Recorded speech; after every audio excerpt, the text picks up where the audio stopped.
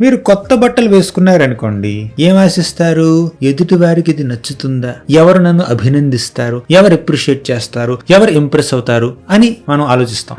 కానీ ఆ డ్రెస్ మనకి ఎంత సౌకర్యంగా ఉందో అది ఆలోచించాలండి. అలాగే సోషల్ మీడియాలో ఒక పోస్ట్ పెట్టారనుకోండి, దీనికి ఎంతమంది షేర్లు చేస్తున్నారు, లైక్స్ కొడుతున్నారు, కమెంట్లు రాస్తున్నారు, అది చూస్తూ ఉంటాం మనం. కానీ నేను పెట్టినటువంటి ఆ పోస్ట్ లో ఎంత నిజాయితీ ఉంది, ఎంత ధర్మం ఉంది, ఎంత కంటెంట్ ఎదుటివారికి ఉపయోగపడే విధంగా ఉంది, అది చూడాలండి. అంటే మనం ఎప్పుడు ఎదుటివారిని ఇంప్రెస్ చేయడానికి మాత్రమే జీవిస్తే, ఏ పని చేసినా, బట్టలు వేసుకున్నా, మేకప్ వేసుకున్నా, లేదంటే పరీక్షలు రాసినా, ఉద్యోగం చేసినా, ఏం చేసినా మనం ఎదుటివారిని ఇంప్రెస్ చేయడం కోసం చేసామనుకోండి, అందులో సంతృప్తి లేదండి. అసలు మనం ఇంప్రెస్ చేయాల్సింది ఎవరినో తెలుసా?